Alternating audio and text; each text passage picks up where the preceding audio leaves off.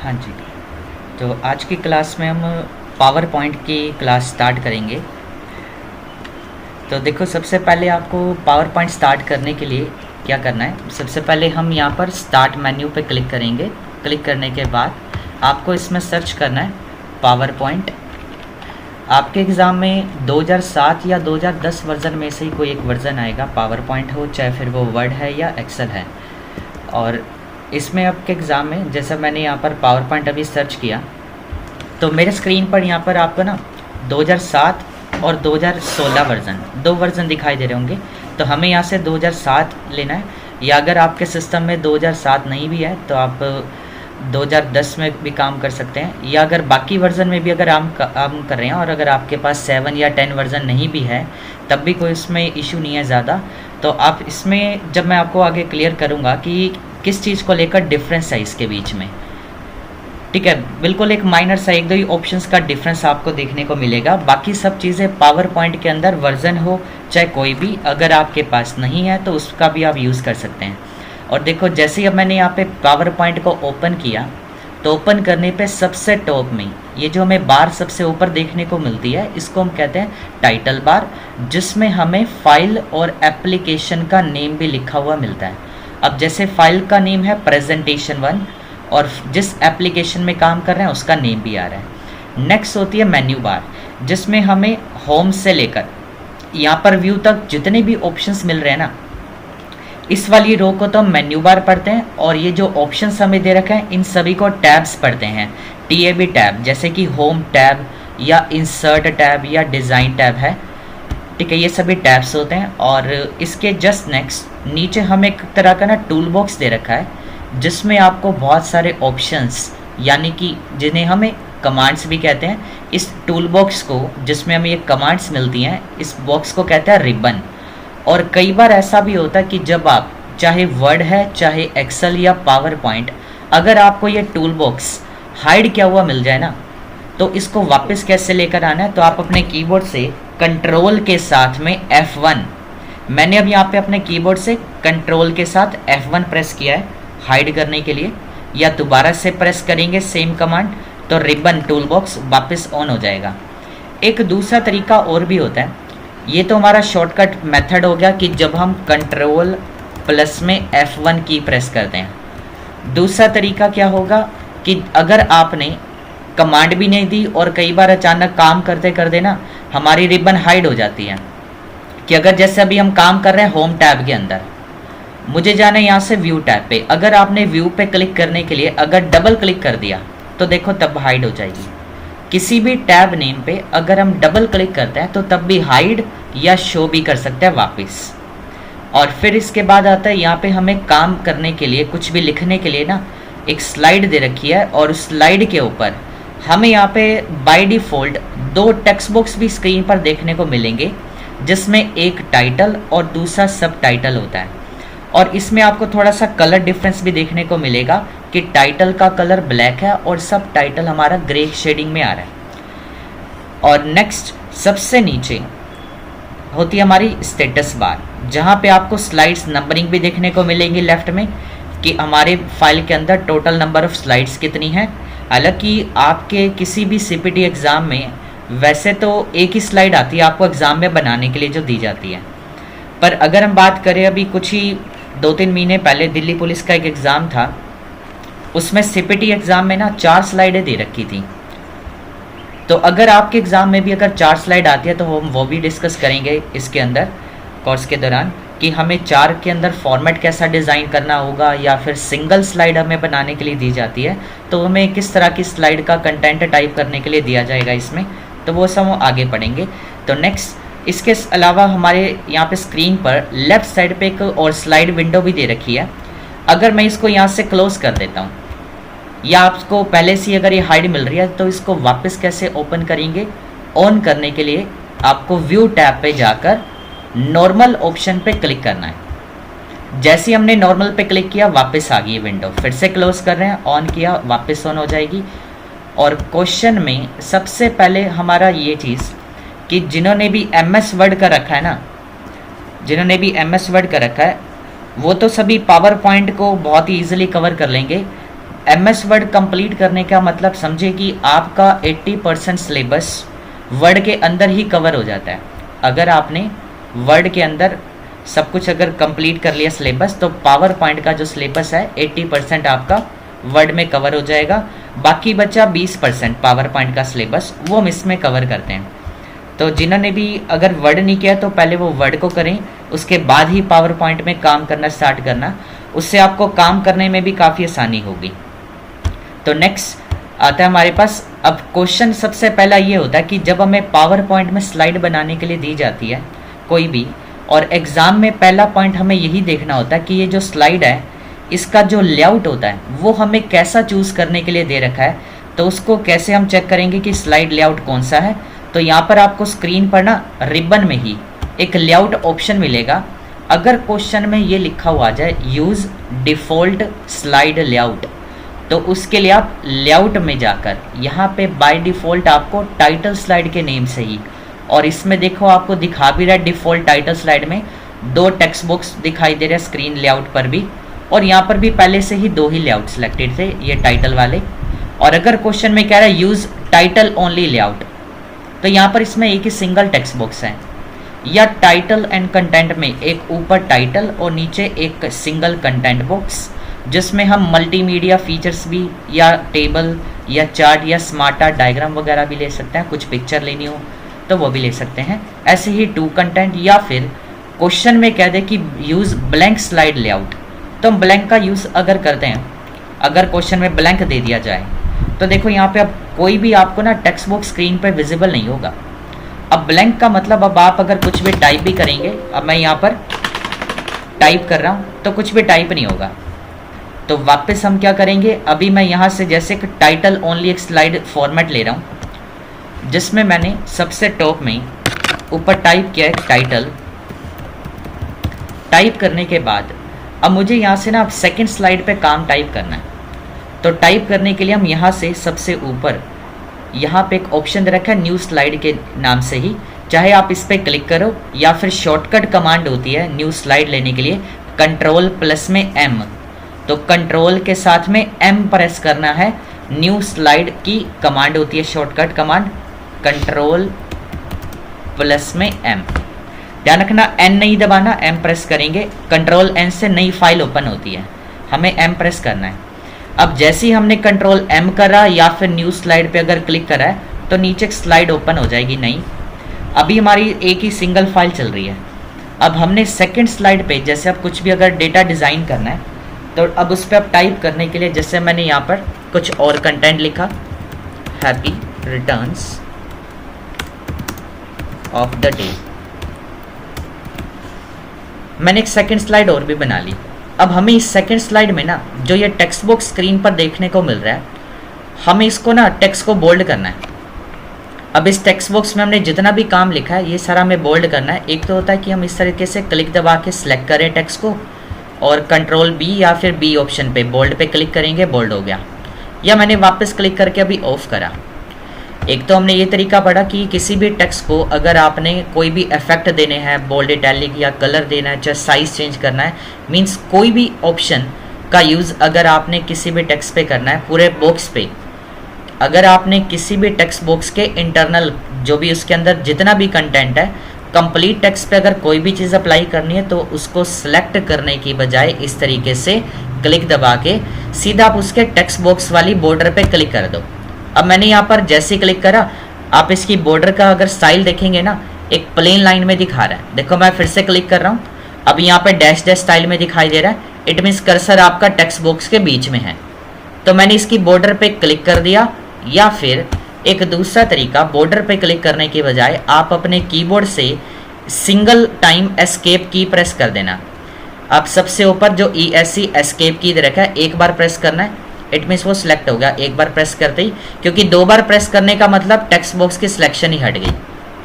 तो फिर से अब हमने सेलेक्ट किया बॉक्स को। अब देखो मैं B पे क्लिक कर रहा हूँ, पूरा बोल्ड भी हो रहा है, इटैलिक भी या अंडरलाइन भी हो गया। इससे अगला ऑप्शन दे रखा है स्ट्राइक थ्रू का। जैसे आपने पढ़ा था अंडरलाइन में नीचे लाइन और स्ट्राइक थ्रू में सेंटर में। और जब आप कोई क्वेश्चन कोई भी चीज़ अगर आप अप्लाई कर रहे हो ना, तो उसके ऊपर माउस ले जाकर उसके डेफिनेशन को साथ साथ जरूर कवर कर लेना, थोड़ा थोड़ा साथ के साथ, क्योंकि एग्जाम्स में ये जो ऑप्शंस हम पढ़ रहे हैं ना, इन सभी के डेफिनेशन में से भी क्वेश्चन बनकर आते हैं बहुत सारे। जैसे कि उनमें से एक स्ट्राइक थ्रू की बात करें, लिखा हुआ है draw a line through the middle of the selected text. तो किसी भी टेक्स्ट के ऊपर कह दे कि draw a line through the text यहाँ पे, तो उसके लिए आपको इस स्ट्राइक थ्रू पे क्लिक करना है। तो ऐसा ज़रूरी नहीं है कि क्वेश्चन में आपको कह दे कि apply affect strike through, definition भी आ जाती है, तो डेफिनेशंस को भी साथ साथ में ज़रूर पढ़ो, माउस ले जाने पे दिखा देगा।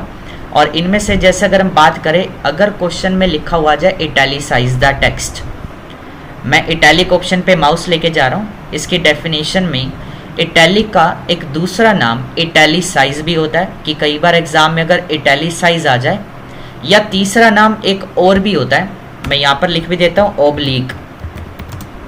अब ओब्लिक का मतलब भी टेढ़ा करना। अब जैसे ओब्लिक का साइन होता है ये वाला स्लैश वाला, जिसको हम डिवाइड भी कहते हैं, स्लैश भी कहते हैं, और तिरछा होता है ये साइन। इसलिए इटैलिक का एक तीसरा नाम और भी है ओब्लिक के नाम से। तो अगर क्वेश्चन में इटैलिक आ जाए, इटैलिसाइज आए या ओब्लिक, तो एक ही सेम ही चीज़ है ये चीज़ें। नेक्स्ट आता है फिर शेडो।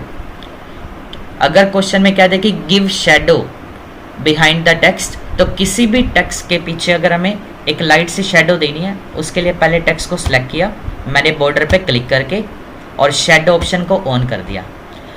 अब मैंने जैसे ही ऑन करा, वापस ऑफ करा, देखो मैं ऑन ऑफ कर रहा हूँ 3-4 बार, आपको एक हल्का सा इफेक्ट आपको स्क्रीन पर देखने को मिलता होगा। एक बार ऑन क्लिक कर दिया, वापस आ गया, या फिर से हम ऑफ कर देते हैं। इसके बाद आता है नेक्स्ट ऑप्शन है कैरेक्टर स्पेसिंग का, कि क्वेश्चन में अगर कहता है ना कि चेंज द कैरेक्टर स्पेसिंग, तो कैरेक्टर स्पेसिंग का मतलब होता है हर एक लेटर के बीच का जो स्पेस है वो हमें अगर बढ़ाना हो। जैसे कि मेरे को हर लेटर के बाद एक सिंगल स्पेस देना है, मैंने एच के आगे क्लिक करा, स्पेस दिया, फिर ए के आगे स्पेस। अब बार बार देंगे तो ऐसे तो बहुत देर लग जाएगी। तो इसके लिए हमें एक दूसरा कमांड ऑप्शन दे रखा है कि आप डेटा को सिलेक्ट करो। हमने पूरे टेक्स्ट बॉक्स को सिलेक्ट कर लिया। अब कितना स्पेस देना है, कैरेक्टर स्पेसिंग पे जाकर, अभी तो यहाँ पर लिखा हुआ है नॉर्मल। अगर क्वेश्चन में कह दे कि change the character spacing style, tight करना है या वेरी टाइट करना है, या लूज या वेरी लूज में स्पेस बढ़ गया देखो। और अगर मुझे स्पेस बढ़ाने की बजाय कम करना हो, तो देखो वेरी टाइट में टेक्स्ट थोड़ा सा कंजस्टेड होगा, कंडेंस हो गया। तो अगर बढ़ाने के लिए कह दे, तो बढ़ाने के लिए इन ऑप्शंस में से नेम भी आ सकते हैं पावर पॉइंट में, कि वेरी टाइट, टाइट, या लूज या वेरी लूज। मैंने अभी कर दिया नॉर्मल। अगर क्वेश्चन में वैल्यू दे दी जाए कि 6 पॉइंट हमें लाइंस कैरेक्टर स्पेसिंग सेट करना है, कि increase the character spacing 6 point two the text, तो यहाँ पर किसी भी टेक्स्ट को अगर हमें स्पेस इंक्रीज करना हो टेक्स्ट के बिटवीन, तो नीचे एक और ऑप्शन दे रखा है मोर स्पेसिंग के नाम से। क्लिक करने पर आपको स्क्रीन पर एक टूल बार मिलेगी फ़ॉन्ट सेटिंग के नाम से, और ये फ़ॉन्ट सेटिंग यहाँ से कॉर्नर से फ़ॉन्ट आइकन पे, यहाँ पे टॉगल बटन पे क्लिक करने पे भी ओपन हो जाएगी। और यहाँ पर अब हमें एक ऑप्शन दे दिया स्पेसिंग के ही नाम से, नॉर्मल लिखा हुआ आ रहा है। अगर क्वेश्चन में कहता है कि एक्सपेंड द कैरेक्टर स्पेसिंग, तब हम यहाँ पे एक्सपेंड ऑप्शन पे जाकर ओके कर देंगे। और जैसे अभी ओके करने से पहले इसमें बाय में 1 पॉइंट वैल्यू लिखी हुई आ रही है, ओके करा, स्पेस बढ़ गया। मैं फिर से रिपीट कर रहा हूँ, अंडू किया मैंने Ctrl Z, पहले जैसा करने के लिए स्पेस हट गया। अगर क्वेश्चन में आपको चेंज द कैरेक्टर स्पेसिंग कह रहा है, और विद कोई भी अगर इनमें से स्टाइल दे रखा है तो वो ले लेंगे, और अगर इनके स्टाइल के अलावा कुछ डिफरेंट ऑप्शन अगर कह दे कि जैसे कि अगर वैल्यू की फॉर्म में दे दे कि change the character spacing 6 point या 3 पॉइंट या 5 पॉइंट, तो उसके लिए आपको मोर स्पेसिंग पे जाकर यहाँ से एक्सपेंड पे क्लिक करके कितनी वैल्यू कहता है, यहाँ पे हमने कर दी 3, ओके करा, देखो स्पेस बढ़ गया। और अगर क्वेश्चन में सिर्फ इतना कह दे कि इंक्रीज द कैरेक्टर स्पेसिंग या चेंज द कैरेक्टर स्पेसिंग, अब ये नहीं बता रखा कि कौन सा स्पेसिंग स्टाइल अप्लाई करना है, तो इसका मतलब क्या होगा, आपको मोर स्पेसिंग पे जाकर एक्सपेंड पे क्लिक करना है बस। अगर क्वेश्चन में कह दे कि इंक्रीज द कैरेक्टर स्पेसिंग या एक्सपेंड द कैरेक्टर स्पेसिंग, या इसकी जगह पे ना तो इंक्रीज लिखा हो ना एक्सपेंड, सिर्फ कह दे कि चेंज द कैरेक्टर स्पेसिंग, तब भी हम एक्सपेंड पे ही क्लिक करके बस ओके कर देंगे और कुछ भी नहीं करना। और अगर क्वेश्चन में आता ना कि कंडेंस्ड, कंडेंस का मतलब होता है टाइट यानी कि भीड़ा करना, और एक्सपेंड का मतलब होता है खुला करना। तो स्पेस बढ़ाने के लिए एक्सपेंड और करने के लिए कंडेंस। हमने यहाँ पे लिखा 2, ओके करा, तो यहाँ पर देखो टेक्स्ट टाइट हो गया कुछ, और हम फिर से एक बार नॉर्मल कर देते हैं इसी को, कैरेक्टर स्पेसिंग पे जाके नॉर्मल कर दिया। इससे अगला ऑप्शन हमें दे रखा है चेंज केस के नाम से, ठीक है, ऑप्शन का नाम है चेंज केस। अब इसका यूज़ कहाँ पे होगा? अगर आपने MS वर्ड पढ़ा हुआ है तो ये सारी चीज़ें आपको बिल्कुल अच्छे से आती होंगी, और जिन्होंने अभी तक नहीं पढ़ा हुआ है तो उसमें फिर आपको पहले वर्ड अच्छे से थोड़ा कंप्लीट करना पड़ेगा, क्योंकि ये चीज़ें आपको थोड़ा और भी डिटेलिंग में वहाँ पे आपको सीखने को मिल जाएंगी। तो नेक्स्ट ऑप्शन में आता है फिर होम टैब के अंदर ही, ऑप्शन का नेम है चेंज केस।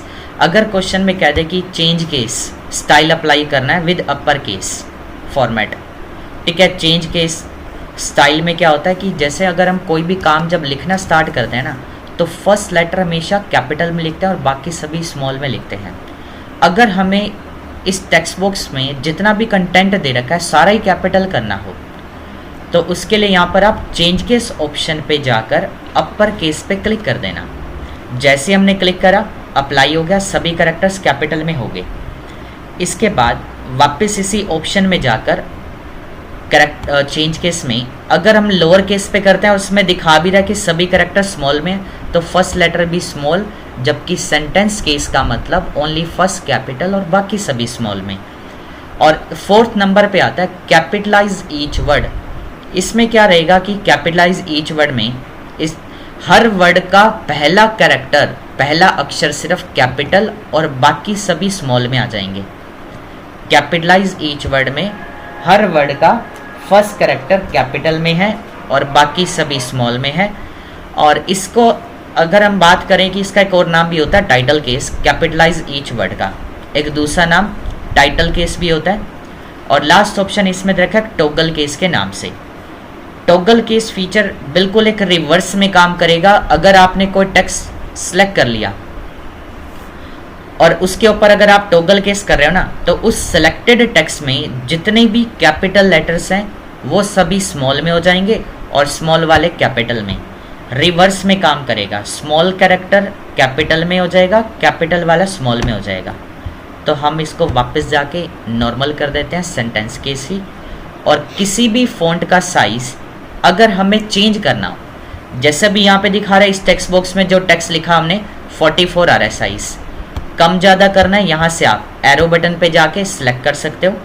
और जो भी साइज़ लिस्ट में अवेलेबल ना हो वो चीज़ आप टाइप करके, जैसे मैंने 32 लिख दिया या 33 लिख दिया, एंटर किया, उसके बाद अप्लाई हो गया। या जो भी साइज़ लेना आप लिस्ट में से भी ले सकते हैं। उसके बाद अब आपको ये जो टेक्स्ट बॉक्स पे ये वाली जो बॉर्डर दिखाई दे रही है ना, ये चीज़ प्रिंट में नहीं आएगी। और बहुत बार आपको एग्ज़ाम में दिखा भी रखा होता है कि ये जो आपको एक हार्ड कॉपी दी जाती है वहाँ पर बनाने के लिए। तो नेक्स्ट क्लास में हम वो भी कवर करेंगे कि इसके अंदर हमें किस तरह के असाइनमेंट बनाने को मिलते हैं, तो वो भी हम उसमें डिस्कस करेंगे डिटेलिंग में। और ये जो फ़िलहाल अभी हमें ये जो डॉट और डैश वाली स्टाइल में बॉर्डर आ रही है, ये सिंपल एक बॉर्डर है, तब तक हमें डिस्प्ले करेगा जब हम टेक्स्ट बॉक्स में क्लिक करेंगे। इसका मतलब ये रहता है कि टेक्स्ट बॉक्स अगर एक्टिव है तो तभी ये लाइन एक्टिव होगी, अदरवाइज प्रिंटिंग में नहीं आएगी। बट तो उसके लिए हमें अगर किसी भी टेक्स्ट बॉक्स पे ये आउटलाइन देनी हो, तो आउटलाइन देने के लिए आपको ऊपर ही ऑप्शन दे रखा है शेप आउटलाइन के नाम से। हमने एक ब्लैक कलर की आउटलाइन भी दे दी इसी के अंदर। और जिसके बाद शेप आउटलाइन में ही जाकर आप हटाने के लिए नो आउटलाइन भी कर सकते हैं। और इसी में आपको नीचे वेट पे जाकर, अभी इसमें दिखा रखा है 3/4 पॉइंट्स, जिसकी अभी डिफ़ॉल्ट लाइन वेट इसमें लिखा हुआ है। अगर क्वेश्चन में कह दे कि change the shape outline size, या फिर आउटलाइन साइज की जगह वेट आ जाए, तो वेट के नाम से यहाँ पर आपको ऑप्शन मिलेगा 1 पॉइंट कर दिया, अप्लाई हो गया। और अगर इसमें कोई भी एक शेडिंग भी देनी हो बॉक्स के अंदर, तो ऊपर आपको एक ऑप्शन दे रखा है शेप फिल के नाम से, जिसमें आप जाकर यहाँ से कलर फिल कर सकते हैं। और ध्यान रखिए कि कभी भी कोई कलर शेड आपको दे रखी है ना, कभी भी ना तो आपने ज़्यादा डार्क करनी है ना तो बिल्कुल ही लाइट, थोड़ा सा एक मीडियम सा कलर आपको क्वालिटी में लेना है। क्योंकि कई बार ऐसा होता है कि जैसे आप एग्ज़ाम्स के टाइम पे काफ़ी सारे बच्चे एग्ज़ाम दे रहे हैं और प्रिंटर में इंक कहीं कम हो जाती है कई बार, तो बिल्कुल लाइट शेडिंग कई बार पहचान में नहीं आती कि भाई हमें दी भी है या नहीं, तो पता नहीं चल पाता। तो ऐसे में हम एक सेकंड वाला कलर ले सकते हैं या थर्ड वाला। अगर हम ज़्यादा डार्क करते हैं तो टेक्स्ट की जो विजिबिलिटी होती है ना वो थोड़ी सी डाउन हो जाएगी, तो टेक्स्ट हमें अच्छे से ना भी दिखे शायद, कि अगर इंक अगर ज़्यादा है तो ऐसा में एक मीडियम क्वालिटी टाइप में कलर शेड देनी है कोई भी। इसके बाद आते हैं हमें यहाँ पर अब एक और नई स्लाइड लेनी है। अब न्यू स्लाइड लेने के लिए फिर से हम न्यू स्लाइड पे जा सकते हैं और इसका जो लेआउट है हमें वो भी बदलना हो तो लेआउट ऑप्शन पे जाके यहाँ से हम चूज़ भी कर सकते हैं कि लेआउट का जो स्टाइल है वो हमें कैसा रखना है। जैसे कि अगर हमें ब्लैंक पे अब काम करना हो इस स्लाइड पर, या हमने इसमें टाइटल एंड कंटेंट वाला एक स्टाइल ले लिया लेआउट का, क्लिक कर दिया, अप्लाई हो गया। जिसके बाद हमें यहाँ पर ऊपर दे रखा है क्लिक टू ऐड टाइटल का ऑप्शन। क्लिक करने के बाद अब आप इसमें टाइटल लिख देना कि आपको अपने टाइटल का नाम क्या रखना है। फिलहाल एग्जाम में तो ये चीज़ें आपको सब चीज़ें बताई जाती हैं कि कौन से टेक्स्ट बॉक्स में आपको क्या चीज़ लिखनी है, या फिर अगर आपको स्लाइड में अगर ये कंटेंट जो आपने इस स्लाइड पे लिखा सेकंड पे, इसको थोड़ा बीच में लेकर आना है, हमने बीच में रख दिया। और अगर मेरे को यहाँ पे थोड़ा और नीचे लेकर आना है, या फिर अगर मैंने वापस एक बार ऊपर ही रखा, ठीक है। और अगर आप काम कर रहे हैं जैसे तीसरे स्लाइड पे, ये जो साइड में आपको मैंने अभी एक चीज़ बताई था, ये वाली स्लाइड थंबनेल विंडो अगर आपकी बंद हो रखी है, मैं यहाँ से क्लोज कर देता हूँ, तो ओपन करने के लिए व्यू टैब पे जाके नॉर्मल करेंगे। अब इसको ऑन कर देना कि अगर बाई चांस ऑफ हो तो, क्योंकि अगर आपको जैसे अगर किसी भी स्लाइड पे जाना है तो आप तुरंत यहाँ से क्लिक करके भी सीधा जंप कर सकते हैं उस स्लाइड पर। और किसी भी टेक्स्ट बॉक्स को अगर आपने मूव करना है ऊपर नीचे लेफ्ट राइट कहीं पे भी, तो उसकी टेक्स्ट बॉक्स की आउटलाइन से उसकी बॉर्डर के ऊपर माउस से जाके कहीं पे भी रख सकते हो। इसके बाद वापस होम टैब में ऑप्शन आता है नेक्स्ट फ़ॉन्ट सेटिंग का। अभी मैंने ये वाला टेक्स्ट सेलेक्ट कर रखा है, ऑप्शन दे रखा है यहाँ पे कॉर्नर पे फ़ॉन्ट सेटिंग का। जैसे ही मैं इस कॉर्नर पे क्लिक करता हूँ तो यहाँ पर ये जो आपको ऑप्शन दे रखे हैं ना, अब इसमें भी आपको फॉर्मेटिंग के कुछ टूल्स दे रखे हैं। जैसे कि आपको फ़ॉन्ट का कलर बदलना हो तो वो हम यहाँ से भी बदल सकते हैं। वैसे बाहर भी दे रखी हैं कुछ चीज़ें इनमें से, और इसमें भी दे रखी हैं फॉर्मेटिंग की। तो जिसने भी ये वर्ड कर रखा है ये सारे टूल्स आपको अच्छे से आते होंगे, तो यहाँ पे भी। पर देखो वर्ड से काफ़ी कम आपको टूल्स देखने को मिलेंगे। स्ट्राइक है, चाहे फिर डबल स्ट्राइक है, सुपर और सबस्क्रिप्ट का ऑप्शन भी आपको यहीं पे मिलेगा एक्सेल की तरह। MS वर्ड में आपको ये ऑप्शन सुपर और सबस्क्रिप्ट का ऑप्शन यहाँ पे आपको स्क्रीन पर अंडरलाइन के साथ में भी दिया होता है, पर एक्सेल में और पावर पॉइंट में से फ़ॉन्ट सेटिंग पे ही देखने को मिलेगा। इसके अलावा स्मॉल कैप्स और ऑल कैप्स का फीचर आपको वर्ड में भी दे रखा था यहाँ पर, और पावर पॉइंट में भी दे रखा है। नेक्स्ट फिर आता है हमने यहाँ पर ऑप्शन करना है जैसे अलाइनमेंट्स का। जैसे एक्सेल में पढ़ा आपने अलाइनमेंट्स पढ़ी, वर्ड में पढ़ी, ऐसे यहाँ पर भी है। तो उसके लिए हम क्या करेंगे, इसके अंदर जैसे अगर भी इसके अंदर जो टेक्स्ट की अलाइनमेंट है ना वो भी हमारी सेंटर में है। अगर हमें इसको लेफ़्ट में लेकर जाना है टेक्स्ट को, तो लेफ़्ट में ले जाने के लिए यहाँ पर अभी आपको दिखा रहा है कि अभी सेंटर में आ रहा है टेक्स्ट। लेफ़्ट पे जाने के लिए आप Ctrl+L भी दबा सकते हैं, या आइकन पे क्लिक कर दो। या राइट अलाइनमेंट के लिए होता है Ctrl+R, या ऑप्शन पे भी क्लिक कर दो, या ऐसे ही सेम सेंटर के लिए Ctrl+E, क्योंकि Ctrl+C से सेंटर नहीं कॉपी होता है टेक्स्ट, C से कॉपी और E से सेंटर होता है टेक्स्ट। और चौथा एक और ऑप्शन होता है जस्टिफाई। टेक्स्ट इसमें भी लेफ्ट से ही आएगा पर होगा जस्टिफाई। नेक्स्ट सेंटर कर दिया हमने वापस, और तीसरी स्लाइड पे जाकर अब हम चाहते हैं कि ये जो तीसरे नंबर की स्लाइड है ना, ये हमें सेकंड नंबर पे लेके आनी है और सेकंड वाली तीसरे पे लेकर आनी है। तो आप सिंपल क्या करो, इस स्लाइड पे साइड में क्लिक दबा के इसको ऊपर की साइड में ड्रैग कर दो। तो किसी भी स्लाइड को हम up down, above below, move up down कर सकते हैं। जैसे अगर हमें फर्स्ट लाइन नीचे लेकर आनी है तो फर्स्ट स्लाइड पे ड्रैग कर दो आप क्लिक होल्ड करके, या ऊपर भी लेकर जा सकते हैं। इसके बाद अगर किसी भी स्लाइड को डिलीट करना हो तो यहाँ पे साइड से आप स्लाइड आइकन पे क्लिक करके सीधा डिलीट बटन दबा सकते हैं, स्लाइड डिलीट हो जाएगी। और अगर वापस लेके आनी है तो हम अंडू कर सकते हैं, कंट्रोल प्लस में Z करके अंडू कर दिया। और देखो अभी ये वाले सभी ऑप्शंस ना डिसेबल हैं क्योंकि हमने टेक्स्ट बॉक्स में भी क्लिक नहीं कर रखा। और जैसे ही हम क्लिक करेंगे तो ये ऑप्शंस भी एक्टिव हो जाएंगे। आपने एक पैराग्राफ सेटिंग भी पढ़ी थी वर्ड के अंदर, यहाँ पे कॉर्नर से ओपन किया, जैसे इंडेंटेशन सेटिंग पढ़ी थी, सेम चीज़ हमें यहाँ पर भी दे रखी है। और इसके अलावा लाइन स्पेसिंग का जो ऑप्शन है वो आपको यहाँ पर भी देखने को मिल जाएगा, पैराग्राफ स्पेसिंग में वर्ड की तरह बिल्कुल, या पैराग्राफ स्पेसिंग यहाँ पे राइट में दे रखा है लाइन स्पेसिंग और लेफ्ट में दे रखा है पैराग्राफ स्पेसिंग। ठीक है, इसके अलावा नेक्स्ट अलाइनमेंट्स भी आप पढ़ चुके। और कॉलम्स का यूज़ वैसे तो सिर्फ वर्ड के ही अंदर आता है, पावर पॉइंट के अंदर आता ही नहीं है, तो बेशक आप स्किप भी कर सकते हैं ये पॉइंट को, कॉलम स्पेसिंग कॉलम ऑप्शन को। इसके बाद में आता है एक आपको एक ऑप्शन आपने पढ़ा होगा वर्ड के अंदर लाइन स्पेसिंग के नाम से, जैसे अभी आपने एक ऑप्शन पढ़ा था कैरेक्टर स्पेसिंग, इसी तरीके से एक और ऑप्शन होता है लाइन स्पेसिंग का भी। कैरेक्टर का मतलब हर एक अक्षर के बीच में, हर लेटर के बीच में। अब लाइन स्पेसिंग का मतलब हर एक लाइन के बीच का जो डिस्टेंस होता है वो कितना रखना है, कि क्वेश्चन में कहते हैं चेंज द लाइन स्पेसिंग। जैसे अभी मैंने कुछ पॉइंट्स यहाँ पर टाइप करे, ऊपर मैंने पहले एक टाइटल दे दिया,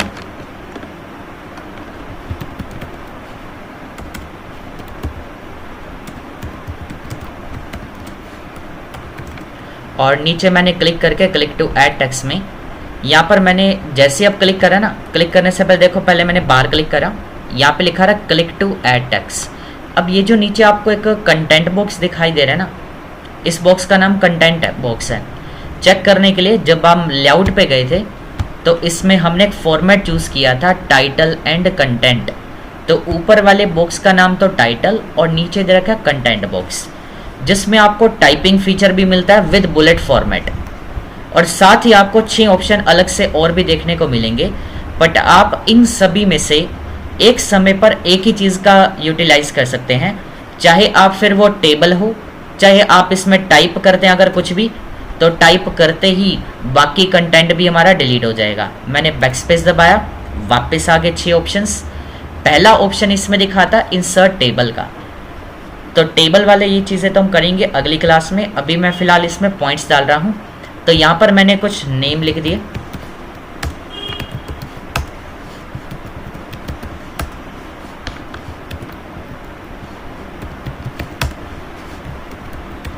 तो लिखने के बाद अब जैसे मैंने यहाँ पे 5-6 नाम लिख दिए।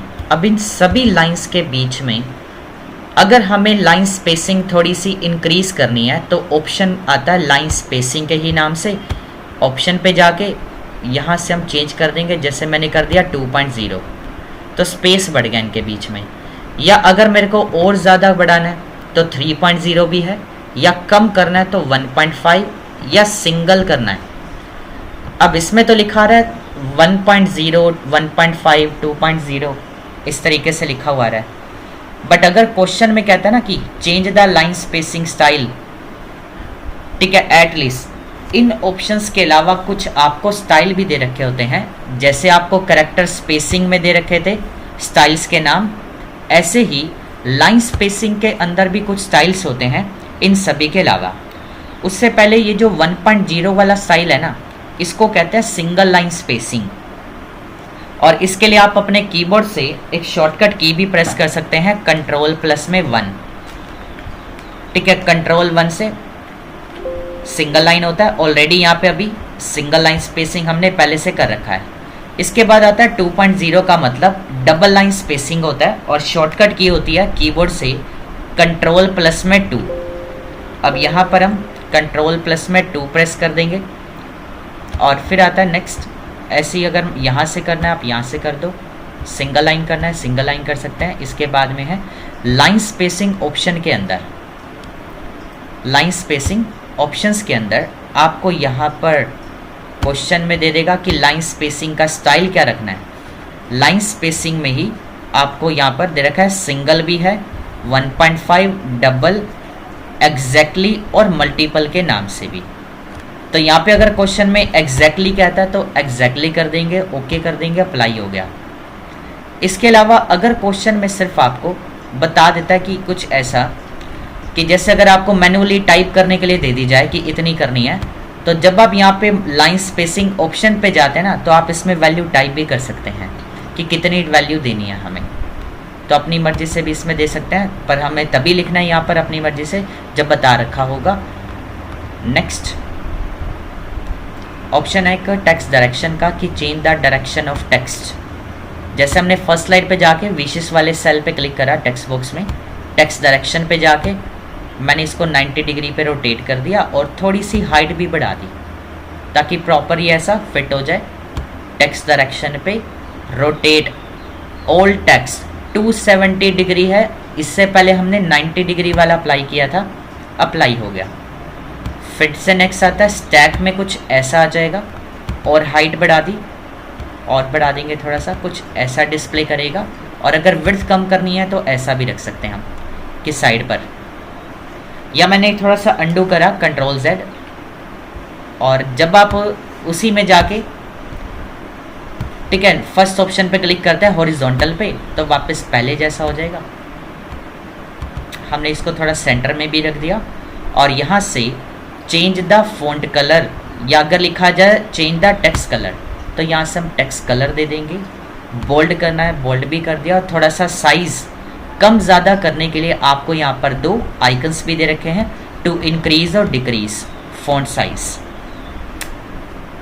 इससे नेक्स्ट आता है वापस 3 स्लाइड पे आगे, और हमें एक और नई स्लाइड लेनी है। तो यहाँ से मैंने एक नई स्लाइड ले ली और जिसके अंदर मैंने लेआउट ब्लैंक कर दिया।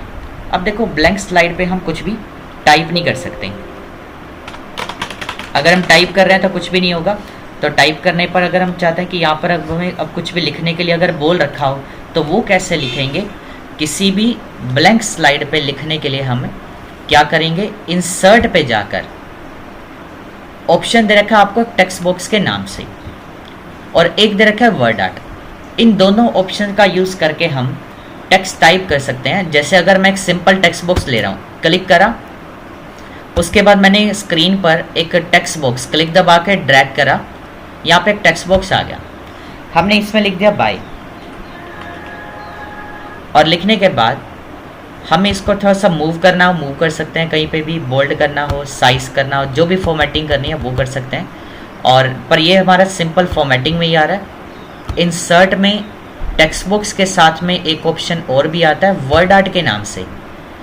टेक्स्ट बॉक्स और वर्ड आर्ट दोनों ही वैसे तो टेक्स्ट बॉक्स ही हैं, पर दोनों में बस एक चीज़ का डिफरेंस है कि ये चीज़ जब आप लेकर काम करते हैं, टेक्स्ट बॉक्स का यूज़ करके काम करते हैं, तो ये एक सिंपल राइटिंग के अंदर आता है, सिंपल राइटिंग स्टाइल में, और जबकि इसमें एक थोड़ा सा स्टाइलिश लुकिंग कंटेंट के अंदर आप डेटा डिज़ाइन कर सकते हैं। जैसे मैंने यहाँ से ब्लू कलर वाला एक फॉर्मेट लिया, सेलेक्ट करने के बाद, और इसमें ऑटोमेटिकली आपको स्क्रीन पर एक टेक्स्ट बॉक्स स्क्रीन पर अपीयर करेगा जिसमें हमने टेक्स्ट लिख दिया, और इसकी बॉर्डर से इसको उठाकर थोड़ा साइड पे करा और इसको हमने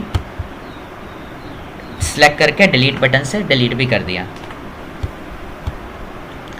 इसके बाद मैंने थोड़ा सा और साइज बढ़ा दिया वर्ड आर्ट टेक्स्ट बॉक्स का, और साथ ही हमें यहाँ पर ना अब एक पिक्चर भी लगानी है, और सॉरी शेप्स भी चाहिए। पावर पॉइंट हो चाहे एक्सेल हो, अगर उसके अंदर ये कह दे कि इंसर्ट एनी शेप, या कोई भी शेप अगर बता भी रखी हो, तो हमें इंसर्ट टैब पे ही जाना पड़ता है शेप्स के अंदर। पर बात करें पावर पॉइंट की, तो पावर पॉइंट में आपको होम टैब के अंदर भी ऑप्शन दे रखा है शेप्स का, तो आप यहाँ पर भी जाकर सीधा डायरेक्ट शेप ले सकते हैं, क्योंकि इसमें फंक्शनैलिटीज़ वगैरह बहुत ही लिमिटेड सी होती हैं, कम होती हैं। तो यहाँ पर ये सारा स्पेस, इसमें डबल ऑप्शन दे रखे हैं काफ़ी सारे। सो हमने यहाँ से एक स्माइली की शेप ले ली, ऑप्शन का नेम है ऊपर बेसिक शेप्स। क्वेश्चन में मोस्टली तो वैसे यही देखने को मिलता है कि क्वेश्चन में कह देगा कि इंसर्ट एनी शेप, तब तो आप कोई भी ले लेंगे। और इनमें से कुछ कैटेगरी भी दे रखी हैं, कैटेगरीज के नेम एक बार गो थ्रू जरूर कर लेना, क्योंकि ये ऑप्शन कई बार क्वेश्चन में लिखा आ जाए कि इंसर्ट शेप या फिर insert shape of stars and banners, तो अगर कैटेगरी नेम डिफाइन है तो कोई भी ले सकते हो इसमें से। ऐसी इक्वेशन शेप्स क्या दे कि इंसर्ट एनी इक्वेशन शेप्स, तो अगर हमें कैटेगरी नेम अच्छे से ध्यान नहीं होगा तो कई बार ऐसा होता है, मीन्स अगर आपको शेप के ऊपर अगर फिर भी अगर कुछ कह दे तो शेप में जाके आप कैटेगरी चेकआउट कर लेना। जैसे अब मैंने यहाँ से एक स्माइली शेप सेलेक्ट करी और क्लिक दबा के ड्रॉ कर दिया, और इसको थोड़ा सा और ऊपर रख देंगे। और देखो इसको अब सिलेक्ट करने पर ना हम चाहते हैं अब इसमें कलर भी चेंज करना है अगर, तो कलर चेंज करने के लिए आप शेप फिल का ही यूज़ कर सकते हैं। जो भी कलरिंग आपको रखनी हो वो दे सकते हैं। ऐसे आउटलाइन कलर भी इसी में से ब्लैक करनी है, या फिर आउटलाइन का साइज़ सेम वही चीज़ें हमें यहाँ पर भी देखने को मिल जाएंगी।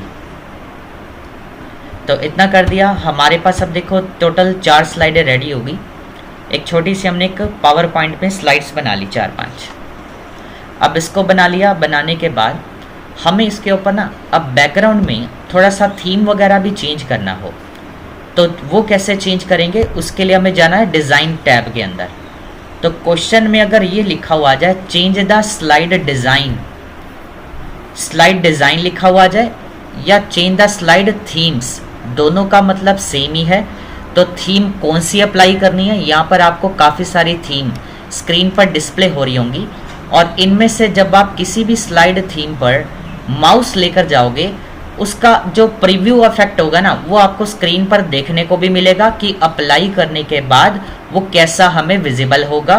दूसरा ये, जब आप इनमें से किसी पे भी माउस लेकर जाते हो तो उसका आपको नेम भी लिखा हुआ दिखाई देगा, और नेम हो सकता है कि आपको एग्जाम में कह दे कि change the slide design with layout opulent. अब ये वाला जो इसका स्टाइल हम जिस पे माउस लेकर गए हैं, नीचे आपको ओपुलेंट नेम भी लिखा हुआ मिल रहा होगा, क्लिक करा अप्लाई होगा। पर जैसे ही मैंने क्लिक करा ना, आप लेफ्ट साइड में देख सकते हो कि सभी स्लाइड पर अप्लाई होके आ गया सेम स्टाइल। तो कभी भी अगर ऐसा हो जाए बाई चांस आपसे भी, तो आप सबसे पहले अंडू कर देना Ctrl+Z। अगर क्वेश्चन में सिर्फ किसी एक पर्टिकुलर स्लाइड पे आपको थीम या कोई भी जब भी आपको कलर दिया जाता है तो आप राइट क्लिक करके फिर अप्लाई टू सिलेक्टेड स्लाइड कर सकते हैं। किसी भी एक्टिव स्लाइड पे सिर्फ आपको एक सिंगल स्लाइड पे कोई भी एक थीम देनी हो तो आप उस स्लाइड स्टाइल पे पहले तो माउस लेकर जाएंगे। अब जैसे मैं इस वाले पे माउस लेके जा रहा हूँ और राइट क्लिक करा, ऑप्शन आ रहा है अप्लाई टू ऑल या सिलेक्टेड, मैंने कर दिया सिलेक्टेड। तो यहाँ पर देखो सिर्फ फर्स्ट स्लाइड पे आ गया। और ऐसे ही अगर मेरे को सेकंड पे अलग देना है तो सेकंड पे जाएंगे। अब इसमें अलग कौन सा देना है, अब वो चीज़ तो हमें या तो बता रखा होगा कि थीम देनी है, या अगर इसकी जगह पे कोई भी कलर कह देता है तो आपको यहाँ पे राइट साइड में एक ऑप्शन मिलेगा बैकग्राउंड स्टाइल के नाम से। क्लिक करने पर इसी में आपको नीचे देखा एक फॉर्मेट बैकग्राउंड का ऑप्शन, और ये जो फॉर्मेट बैकग्राउंड वाला ऑप्शन है ना, ये आपको कुछ इस तरीके से भी ओपन कर सकते हो आप कि अगर आप किसी भी स्लाइड पे जब राइट क्लिक करते हैं, मैंने यहाँ पर अब राइट क्लिक करा तब भी सेम ऑप्शन आपको देखने को मिल जाएगा फॉर्मेट बैकग्राउंड का ही। अब मैं इस पर क्लिक कर रहा हूँ तो क्लिक करते ही अब यहाँ पर भी थी इसकी फॉर्मेटिंग विंडो ओपन होगी, जिसमें हमें फर्स्ट ऑप्शन तो मिलेगा सॉलिड फिल के नाम से कि इसके अंदर हमें कलर क्या फिल करना है। तो उसके लिए हम यहाँ से कलर ऑप्शन पे जाकर कलर ले लेंगे और क्लिक करते ही देखो कलर आ गया। मैं इस बॉक्स को उठा के इसके टाइटल बार पे क्लिक दबा के थोड़ा साइड पे ले जाता हूँ, और यहीं से मैंने सीधा थर्ड स्लाइड पे क्लिक करा साइड पे। उसके बाद यहाँ पे नीचे हमें सॉलिड फिल में एक तो सिंगल कलर शेड मिलती है, कोई भी हम कलर ले सकते हैं। अगर हमें उसको डार्क या लाइट करना है तो यहाँ से हम ट्रांसपेरेंसी भी चेंज कर सकते हैं। ये स्लाइडर दे रखा है, इससे लाइट कर दिया या वापस डार्क, या इसकी जगह पे नीचे ग्रेडियंट के नाम से भी आपको फिल ऑप्शन दे रखा है कि ग्रेडियंट कलर कैसा रखना है। डार्क कलर्स कभी आपने यूज़ नहीं करने, ऑलवेज यूज़ लाइट कलर्स, क्योंकि अगर आप डार्क करोगे और ऐसे में आपका जो ब्लैक कलर का टेक्स्ट है तो डार्क पे डार्क तो विजिबल नहीं होगा। तो आप इसमें से ओनली लाइट कलर यूज़ कर सकते हैं। नेक्स्ट, इसमें से सिर्फ आपको दो ही ऑप्शन करने हैं, सॉलिड और दूसरा ग्रेडियंट वाला, और इसको हमने कर दिया क्लोज। और सभी पे ही सेम देना है तो नीचे आपको अप्लाई टू ऑल का भी ऑप्शन मिलेगा और हटाने के लिए रीसेट का भी मिल जाएगा। हमने पर कलर दे दिया, क्लोज कर दिया। अगर हमें यहाँ पर जैसे बैकग्राउंड में कलर देना है किसी भी स्लाइड के, तो एक चीज़ का एक तो आपने ये भी ध्यान रखना है कि जब आप कलरिंग करेंगे ना किसी भी स्लाइड में बैकग्राउंड के अंदर, तो आपका टेक्स्ट बॉक्स सिलेक्टेड नहीं होना चाहिए। अगर आपका टेक्स्ट बॉक्स सिलेक्टेड है ना तो ऐसे में सिर्फ उस टेक्स्ट बॉक्स के अंदर कलर फिल कर देगा वो चीज़। तो बैकग्राउंड में कलर तो आएगा सिर्फ और सिर्फ इस टेक्स्ट बॉक्स के बैकग्राउंड में, तो हमें तो स्लाइड के बैकग्राउंड में देना है। तो हम इसी पे चाहे तो राइट क्लिक करके फॉर्मेट बैकग्राउंड से, या फिर बैकग्राउंड स्टाइल पे जाकर फॉर्मेट बैकग्राउंड, और कुछ वर्जन्स में ना ये ऑप्शन आपको बैकग्राउंड स्टाइल के नाम से यहाँ पर नहीं लिखा हुआ मिलेगा, सीधा डायरेक्ट मिल जाएगा फॉर्मेट बैकग्राउंड में। तो इस पे क्लिक करने पर आपको दो ही ऑप्शन करने हैं। पहला सॉलिड, जिसमें आप एक सिंगल कलर की सिर्फ शेडिंग का यूज़ कर सकते हैं, और दूसरा आता है फिर हमारे पास एक ग्रेडियंट फिल का, इसमें आपको कुछ एक मल्टीपल कलर शेड्स भी मिल जाती है ऑप्शंस। और अप्लाई करने के बाद अगर आप चाहते हैं कि सभी स्लाइड्स पे सेम शेडिंग देनी है तो नीचे अप्लाई टू ऑल का भी ऑप्शन है, और इसके अलावा रीसेट करेंगे तो हटा भी सकते हैं हमने फ़िलहाल कर दिया क्लोज। फिर आते हैं लास्ट स्लाइड पर, इस पे भी हम एक थीम दे देते हैं। यहाँ पर एक मोर का बटन भी दे रखा है, क्लिक करने पर आपको कंप्लीट डिज़ाइन दिखाएगा। हमने ये वाला ले लिया और राइट क्लिक, मैंने अंडू करा सॉरी, लेफ़्ट क्लिक हो गया गलती से, तो हमने वापस इसी पे जाकर मोर ऑप्शन पे मैंने इस पे राइट क्लिक करा ऑप्शन पे, तो यहाँ पर आ जाएगा अप्लाई टू सिलेक्टेड स्लाइड्स। तो क्लिक करते ही देखो इसमें सिर्फ इतना सा डिज़ाइन आया, और जैसे ही मैंने अप्लाई किया ना इस थीम, तो इसका जो टेक्स्ट का कलर वगैरह था और डिज़ाइन वो भी चेंज हो गया। काफ़ी सारी थीम्स में आपको हमेशा ये भी देखने को मिलेगा कि कई बार टेक्स्ट बॉक्स जो होता है ना, आपके उठ के या तो स्टाइल अप्लाई चेंज कर देगा या तो उसका नाम भी, और कई बार नीचे भी आ जाएगा। तो यानी कि उनकी पोजीशंस वगैरह, उनकी टोटली जो फॉर्मेटिंग वगैरह है वो भी चेंज कर देता है मतलब। अब 4 स्लाइडें हमारी यहाँ पर कंप्लीट होगी इसके अंदर। अगर हमें इसके अंदर अगर अब कोई भी पिक्चर लेनी हो तो पिक्चर की बात करें तो यहाँ पर हमारे पास अब एक ऑप्शन आता है इंसर्ट में ही, एक पिक्चर का और एक आता है क्लिप आर्ट। वैसे तो पिक्चर का ऑप्शन देखो CPT एग्ज़ाम में किसी में भी आज तक ऑप्शन आया ही नहीं, बट क्लिप आर्ट का जरूर आ जाता है। ठीक है, ये जो पिक्चर का ऑप्शन है ना, इसका यूज़ तो हम इंटरनल कंटेंट को, जैसे अगर कंप्यूटर में अगर आपके पास कोई पिक्चर सेव है उसको इंसर्ट करने के लिए करते हैं कि क्लिक करने पे अगर कंप्यूटर में सेव है तो उस पिक्चर को लेकर आ सकते हैं, पर मैंने इसको कैंसिल किया। पर क्वेश्चन में आपको काफ़ी सारे एग्ज़ाम में क्लिप आर्ट का ऑप्शन जरूर देखने को मिल सकता है। जैसे मैंने क्लिप आर्ट पे क्लिक करा तो क्लिक करने पर राइट साइड में आपको एक क्लिप आर्ट विंडो मिलेगी, clip art task pen window, जहाँ पर आपको सर्च फॉर में, यहाँ पे सर्च फॉर में टाइप करना है। जैसे यहाँ पे भी लिखा हुआ बिल्डिंग, मैंने लास्ट टाइम यहाँ पे सर्च किया था क्योंकि बिल्डिंग, तो इसमें हमें बिल्डिंग लिखा हुआ पहले से ही दिखा रहा है, और गो पे क्लिक करा तो यहाँ पे बिल्डिंग से रिलेटेड कुछ पिक्चर्स आ जाएंगी। इसके अलावा अगर हम बात करें कि बिल्डिंग की जगह पे अगर मैं यहाँ पे टाइप करता हूँ जैसे कि होम, तो होम टाइप करेंगे तो होम की आ जाएंगी, या अगर मैंने इसमें लिखा नेचर तो नेचर से रिलेटेड आ जाएंगी, या एनिमल्स लिखते हैं या टाइगर लिख देते हैं हम तो टाइगर आ जाएगा। ऐसे इसके अंदर और भी वैसे तो बहुत सारी कैटेगरीज होती हैं इसके अंदर। और उसके बाद हमें अब यहाँ पे जो भी पिक्चर चाहिए ना, अब उस पिक्चर को इंसर्ट करने के लिए हम यहाँ पे सिंपल बस एक सिंगल क्लिक करेंगे तो जिस भी स्लाइड पे आपका कर्सर होगा, जो भी एक्टिव होगी, वो सीधा डायरेक्ट पिक्चर इंसर्ट हो जाएगी वहाँ पर। अब इसको आपने जहाँ पे भी मूव करना है मूव कर सकते हैं, इसको कॉर्नर पॉइंट से खींच सकते हैं ड्रैग करके, तो वो भी चेंज हो जाएगा। और पिक्चर को डिलीट करने के लिए हम सिंपल अपने कीबोर्ड से डिलीट बटन प्रेस करेंगे, पिक्चर डिलीट होगी। और यहाँ से मैंने इसको क्लोज कर दिया।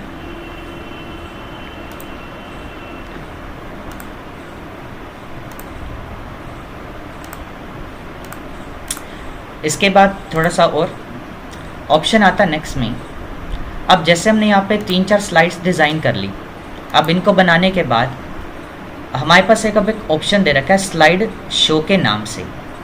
हमें यहाँ पर एक अब ऑप्शन मिलता है स्लाइड शो के नाम से, जिसमें आपको फर्स्ट ऑप्शन देखने को मिलेगा फ्रॉम बिगिनिंग, और दूसरा है करंट स्लाइड शो का। किसी भी स्लाइड शो को प्ले करने के लिए, जैसे अगर आपने कोई भी एक प्रेजेंटेशन बनाई 3-4-5 स्लाइड की, अब उसको स्लाइड शो को फुल स्क्रीन में प्रीव्यू देखना हो तो ऑप्शन आता है फ्रॉम बिगिनिंग, जिसके लिए हम शॉर्टकट यूज़ कर सकते हैं F5, view slide show from beginning. तो जैसे ही मैंने यहाँ पे F5 प्रेस किया, स्लाइड शो यहाँ पे फुल स्क्रीन पर प्ले हो गया।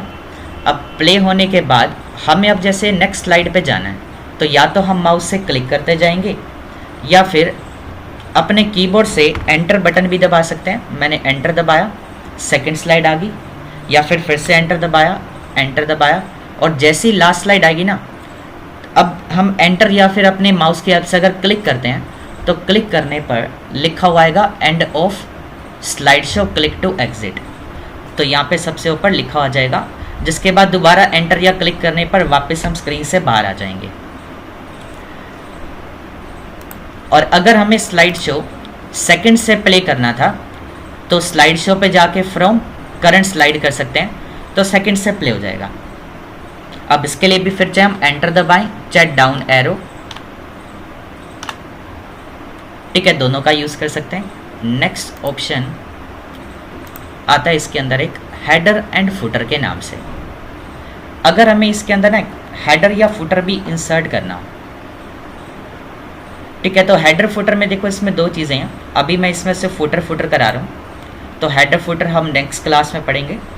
तो हेडर और फुटर, अगर क्वेश्चन में आपको फुटर दे दिया जाए टाइप करने के लिए, तो जैसे ही यहाँ पे आप हेडर फुटर ऑप्शन पे क्लिक करेंगे तो क्लिक करने पे इसके टूल बार में एक तो ऑप्शन मिलता है आपको स्लाइड के नाम से और दूसरा आता है नोट्स हैंडआउट के नाम से। हमें यहाँ पर यूज़ करना है स्लाइड वाला फीचर, जिसमें आपको यहाँ पे नीचे दिखा रहा है 3 टेक्स्ट बॉक्स हैं, जिसमें लेफ्ट साइड पे तो आती है डेट एंड टाइम और दूसरे नंबर पे आता है स्लाइड नंबर। स्लाइड नंबर जो ऑप्शन सेकंड नंबर पे दे रखा है ना, पर ये प्रिंट होकर आएगा तीसरे वाले टेक्स्ट बॉक्स के अंदर और सेंटर में आ जाएगा फुटर। जैसे ही हमने ऑन किया, नीचे आप इसमें क्या चीज़ टाइप करना चाह रहे हैं, हम यहाँ पर नेम टाइप कर देंगे। मैंने यहाँ पर